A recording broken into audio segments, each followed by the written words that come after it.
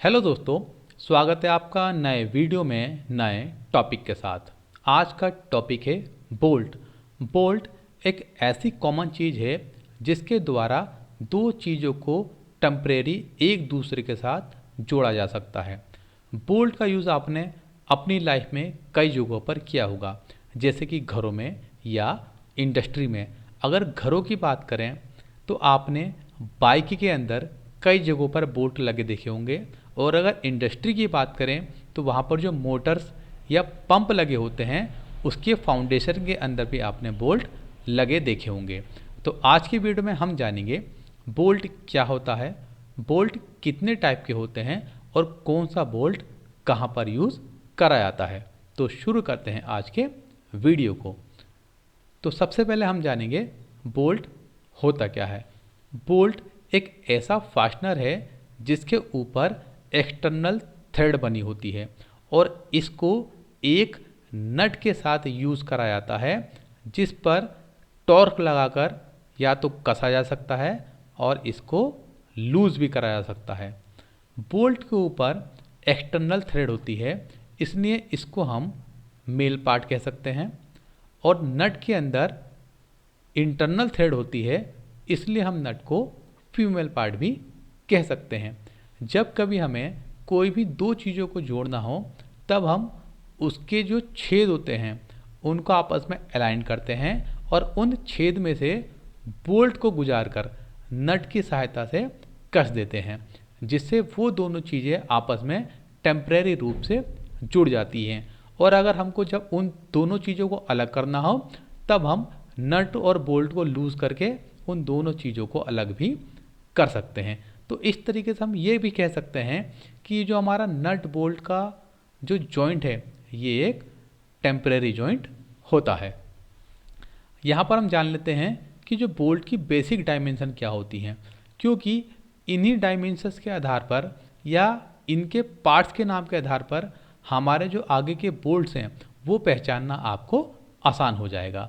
जैसे आप देख सकते हैं, ये है हमारा हेड, ये है शैंक, यहाँ से लेकर यहाँ तक है हमारी ग्रिड लेंथ या ग्रिप लेंथ, यहाँ से यहाँ तक है हमारी थ्रेड लेंथ, और ये हमारी थ्रेड या जिसको हम चूड़ी भी कहते हैं, और यहाँ से लेकर यहाँ तक ये कहलाती है हमारी नॉमिनल लेंथ, और ये हमारा रन आउट।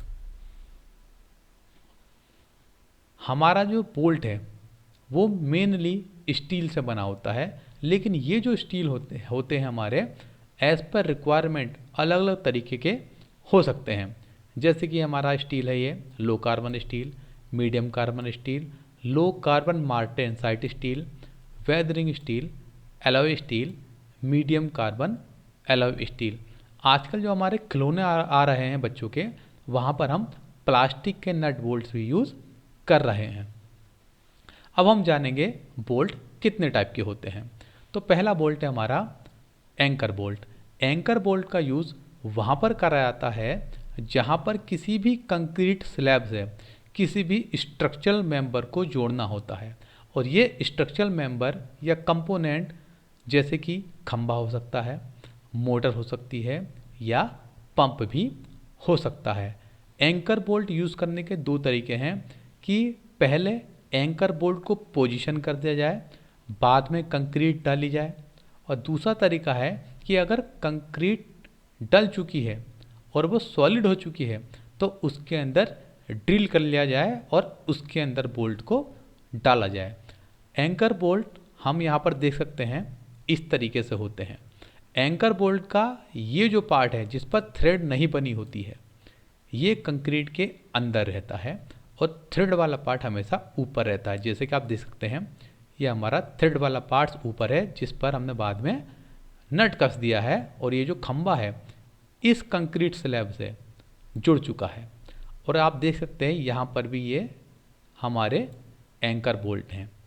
एंकर बोल्ट का यूज़ हम दीवारों से भी किसी भी चीज़ को जोड़ने में काम में ले सकते हैं। नेक्स्ट हमारा कैरिज बोल्ट। कैरिज बोल्ट का यूज़ वहाँ पर करा जाता है जहाँ पर हमको लकड़ी से लकड़ी को जोड़ना हो या फिर मेटल से लकड़ी को जोड़ना हो। इस बोल्ट की जो पहचान है वो है इसका जो हेड है वो फ्लैट रहता है और इसके हेड के जस्ट नीचे जो शंख का क्रॉस सेक्शन है वो हमारा रहता है स्क्वायर शेप में। ये जो बोल्ट है जब हम इस तरीके के छेद में डालते हैं जहाँ पर कि हमारा ऑलरेडी ये स्क्वायर टाइप का छेद होता है, वहाँ पर ये स्क्वायर शेप जाके एक तरीके से लॉक हो जाती है और इस बोल्ट को हम दूसरी तरफ से यानी कि इस तरफ से रिंच या सॉकेट की मदद से टाइट कर सकते हैं। नेक्स्ट है हमारा आई बोल्ट। आई बोल्ट के अंदर किसी भी तरीके का कोई हेड नहीं होता है। हेड की जगह पर हमारा इस तरीके का एक लूप होता है।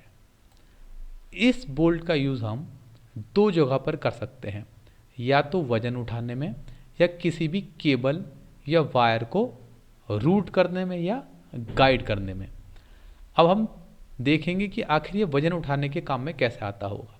अगर आपने बड़े बड़े पंप या मोटर देखी होंगी तो वहाँ पर ये आई बोल्ट लगा रहता है उनके बॉडी के साथ, और इस लूप के अंदर इस तरीके से ये साइकिल है हमारा और ये हमारा आई बोल्ट। तो वहाँ पर हम क्या करते हैं, या तो डायरेक्ट आई बोल्ट के अंदर हम रस्सा लगा सकते हैं या फिर इस आई बोल्ट के अंदर पहले हम साइकिल लगाएं और उसके अंदर रस्सा लगाएं। तो इस तरीके से हम वजन उठा सकते हैं।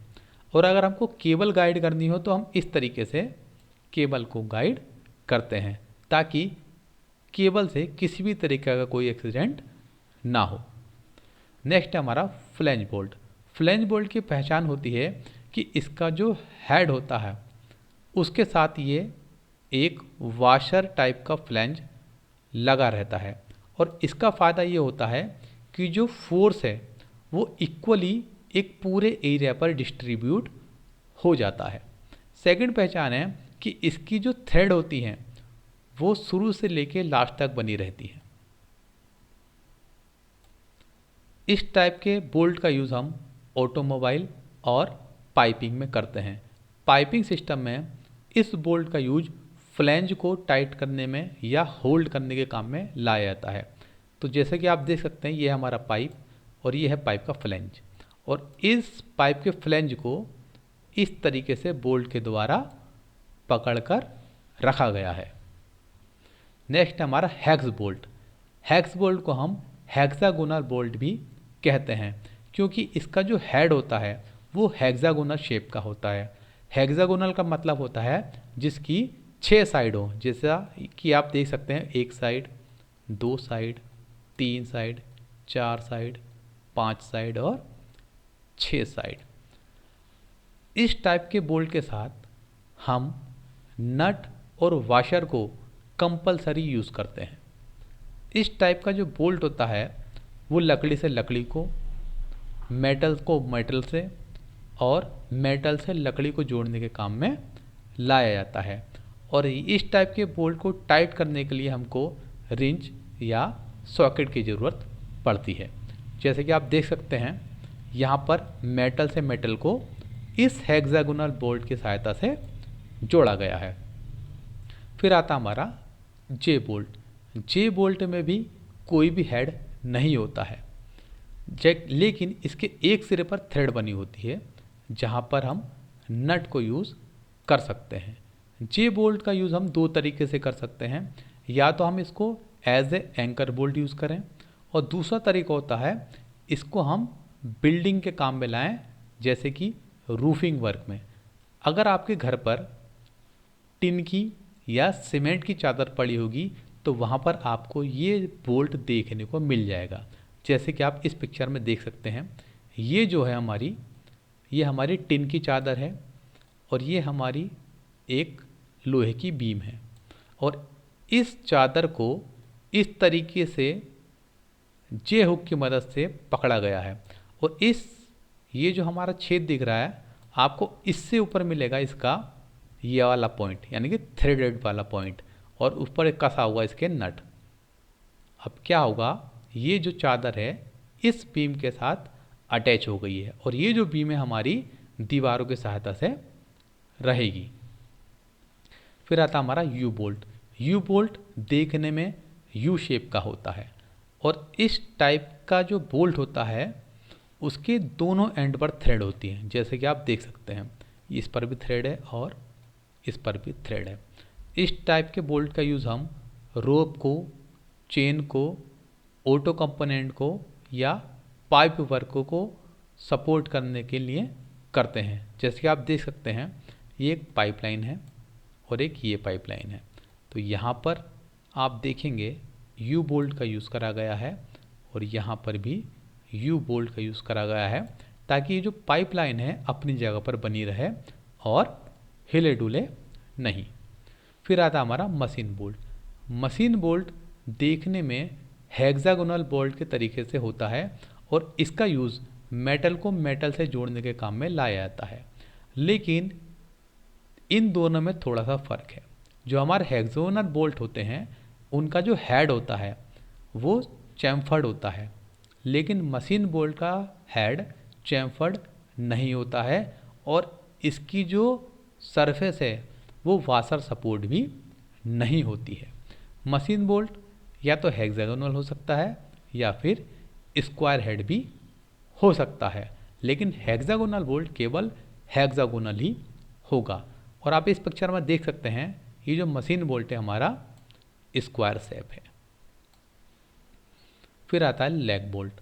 लेग बोल्ट को हम लेग स्क्रू भी कहते हैं क्योंकि इसके अंदर नट का यूज़ नहीं किया जाता है।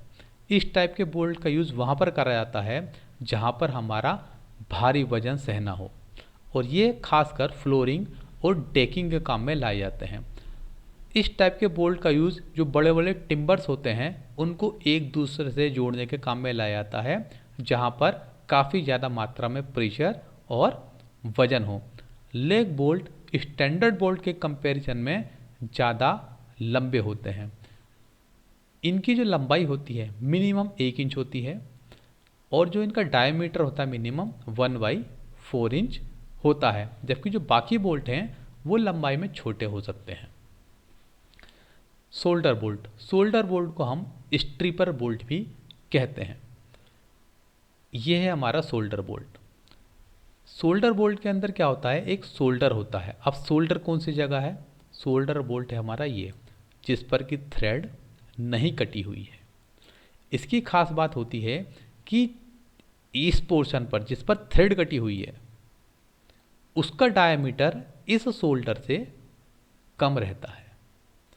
शोल्डर बोल्ट का यूज़ उन जगहों पर करते हैं जहाँ पर कोई भी रोटेटिंग पार्ट हमारा यूज़ करा जा रहा हो। जैसे कि आप देख सकते हैं ये हमारा शोल्डर बोल्ट है और इधर हमारा हेड होगा शोल्डर बोल्ट का और इसके ऊपर ये एक छोटा सा व्हील लगा हुआ है और ये व्हील इस पर घूम सकता है।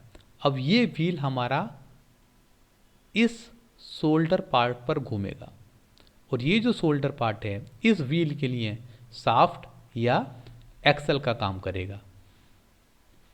फिर हमारा socket head bolt. Socket head bolt की खास पहचान होती है कि इसका जो हेड होता है वो अंदर की ओर धंसा हुआ होता है इस तरीके से, यानी कि इसका जो हेड है वो गड्ढा नुमा होता है और इसको टाइट करने के लिए हमको एलन की या हेक्सागोनल सॉकेट टूल चाहिए होता है। ये गड्ढा जितना ज़्यादा गहरा होगा उतने ही ज़्यादा टॉर्क से हम इसको कस सकते हैं और जो हमारा टूल है उसके स्लिप होने की संभावना भी कम हो जाती है। एज़ पर रिक्वायरमेंट इसकी जो हेड है वो अलग अलग डिज़ाइन के हो सकते हैं, जैसे कि ये फ्लैट हेड है, ये हमारा डोम शेप टाइप हेड है और ये हमारा काउंटर संक टाइप हेड है। फिर हमारा पेंटा हेड बोल्ट। पेंटा हेड बोल्ट को हम टेम्पर रेजिस्टेंट बोल्ट भी कहते हैं। अब यहाँ पर सवाल आ सकता है कि आखिर टेम्पर रेजिस्टेंट होता क्या है। टेम्पर रेजिस्टेंट का मतलब होता है कि इस बोल्ट को कोई भी आदमी टेम्पर ना कर सके, यानी कि इसके साथ छेड़छाड़ ना कर सके। इस बोल्ट की खास बात होती है कि इसको टाइट करने के लिए और खोलने के लिए अलग से ही स्पेशल टूल आता है। अगर हमारे जो जनरल स्टैंडर्ड टूल्स हैं उससे इस बोल्ट को खोलना चाहें तो ये बोल्ट खुलेगा नहीं। इसीलिए इसको हम टेम्पर्ड रेजिस्टेंस बोल्ट कहते हैं। और इसको हम पेंटा हेड बोल्ट इसलिए कहते हैं क्योंकि इसकी जो है हेड की 5 साइड होती हैं, 1 2 3 4 एंड 5। नेक्स्ट है हमारा आर्मर बोल्ट। आर्मर बोल्ट की खास पहचान होती है कि इसके हेड के साथ परमानेंट एक वाशर रहता है। ये इसका हेड है और ये इसके साथ ये वाशर है और ये देखने में काले कलर का होता है और इसकी जो थ्रेड होती है वो रिवर्स थ्रेड होती है। थ्रेड 2 टाइप की होती हैं जिसको हम राइट हैंड और लेफ्ट हैंड बोलते हैं। लेफ्ट हैंड को ही हम रिवर्स थ्रेड भी बोलते हैं। राइट हैंड वाले बोल्ट जो होते हैं वो क्लॉकवाइज घुमाने पर कसे जाते हैं, जबकि रिवर्स थ्रेड वाले बोल्ट क्लॉकवाइज घुमाने पर लूज होंगे, एंटी क्लॉकवाइज घुमाने पर टाइट होंगे। और यह इसकी खास पहचान है। जो हमारी इलेक्ट्रिकल शॉ है, जो कि पेड़ काटने की हमारी इलेक्ट्रिकल आरी है, उसके ब्लेड को फिक्स करने में आर्मर बोल्ट का यूज़ करा जाता है ताकि उसका जो ब्लेड है अच्छे से फिक्स रहे। फिर आता हमारा स्टड बोल्ट। स्टड बोल्ट एक ऐसी बार है जो कि या तो फुली थ्रेडेड हो सकती है या फिर पार्शियली थ्रेडेड हो सकती है। अगर ये फुली थ्रेडेड है तो देखने में इस तरीके से होगी और अगर ये पार्शियली थ्रेडेड है तो देखने में इस तरीके से होगी, क्योंकि पार्शियली थ्रेडेड स्टड में बीच वाले हिस्से में थ्रेड नहीं होती है और इसकी जो चूड़ियाँ हैं वो एक तरफ ज़्यादा भी हो सकती हैं और एक तरफ कम भी हो सकती हैं। स्टड बोल्ट के साथ हम वाशर और नट का यूज़ करते हैं और इसका यूज़ हम हाई प्रेशर पाइपिंग में, व्हील हब की असेंबली में और पाइपलाइन के फ्लैंज को जोड़ने में काम में लाते हैं। जैसे कि आप देख सकते हैं ये पाइपलाइन है, ये इसके फ्लैंज है और स्टड के द्वारा हमने इस फ्लैंज को कस रखा है। तो आई होप आपके वीडियो पसंद आया होगा। मिलते हैं नए वीडियो में नए टॉपिक के साथ।